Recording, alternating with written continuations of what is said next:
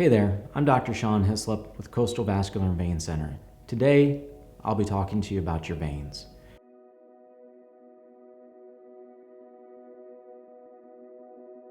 Veins, as you know, serve the purpose of returning blood back to the heart, back to the pump.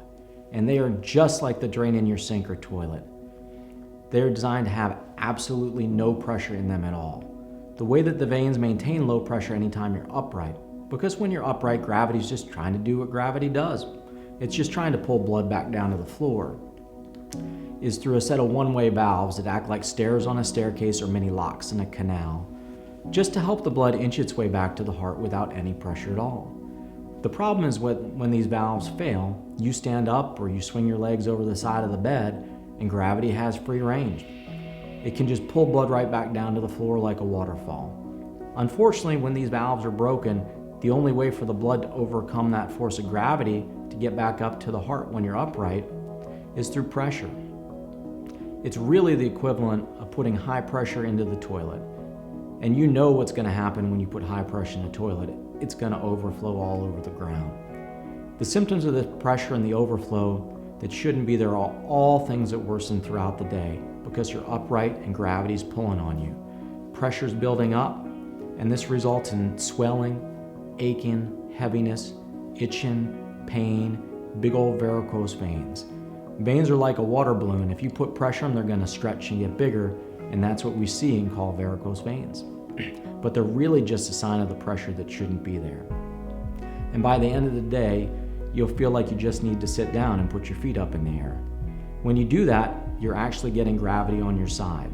It's pulling blood and the fluid out of your legs, which relieves the pressure and makes your legs feel better. Then people will say to me, "Hey doc, by first thing in the morning, my legs are feeling their best." Well, that's because you've been laying flat all night long. Your feet are level with the heart, gravity's out of the equation, pressure goes away, and your symptoms get better. But the issue is the second you swing your legs over the side of the bed, the vicious cycle starts all over again.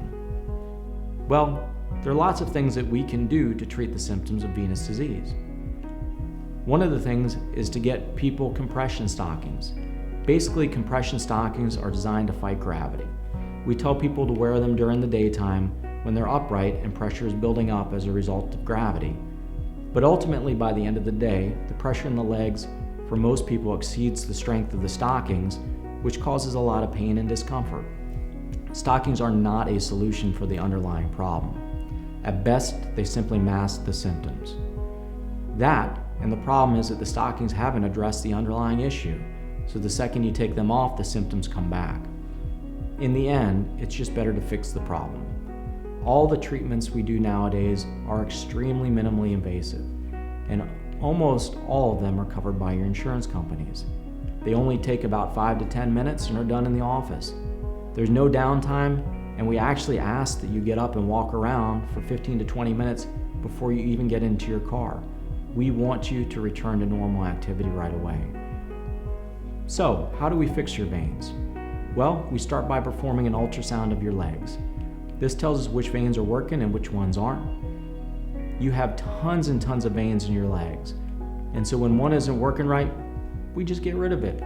What that does is it forces the blood to go to all those other veins that are still functioning just fine, and this ends up restoring the normal low pressure flow patterns out of your legs, and that relieves your symptoms. In the past, people did barbaric things like strip veins.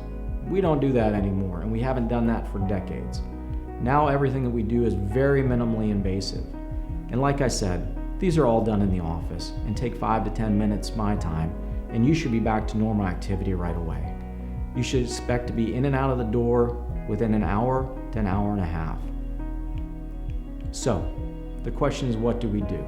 Well, almost always the issue that needs to be fixed are the surface veins. And like I said, they are very redundant. And so when one isn't working right, we just get rid of it. These veins are like a tree.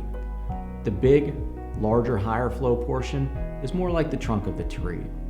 The best way to get the trunk of this tree shut down is to either heat it shut or glue it shut. It really depends upon what your insurance company will approve, but they're both very, very safe. For the heating procedures, we just numb you up with a little lidocaine, and then we slip a little IV inside the vein right around the knee, pass a small heater probe through the vein, which you can't feel, and then inject some numbing medicine around the vein. When we turn on the probe, the tip gets hot, and as we pull it out, it just cauterizes the vein shut. You shouldn't feel this either, and we don't leave anything behind. Again, it only takes about 5 to 10 minutes of working time, and we want you back to normal activity immediately. If we were to choose the glue-in procedure, well, it's a very similar process. We just numb you up, slip a little IV inside of the vein, and through that we pass a little glue-in catheter, and as we pull it out, we simply caulk the vein shut. Again, you shouldn't feel this at all, and this only takes 5 to 10 minutes. We want you back to normal activity right away, and we've even had patients run home from this procedure. Many people will have varicose veins left over after we've treated the larger portions of these veins, the trunks of the trees. They shouldn't bother you very much, but if they do, we have many options to treat these as well. If not, no treatment is probably needed at all. These varicose veins that are left over are like branches on a tree or the root system. They're much smaller and just don't respond well to the larger devices used in the heating or gluing procedures because the heat or glue can't get into all of these little branches. If you need these treated, it's even easier than the other procedures. All that we do is a foaming procedure to shut them down. Don't worry, the foam isn't like foam insulation that never goes away. It's like shaving cream. If you leave it on the counter for a couple of minutes, it'll dissipate and go away. And so again, we don't leave anything behind. The greatest thing about the foam is it can make its way into all the twists and turns and really small varicose vein branches that the other technologies just couldn't do. The way that we do it is that we just place a small IV, like we would in your hand, into the tip of the shoot or branch. We then put your leg up in the air and inject the foam, which you shouldn't feel at all. We'll keep your leg up in the air for a few minutes to allow the foam to dissipate and do its job, and that's all it takes.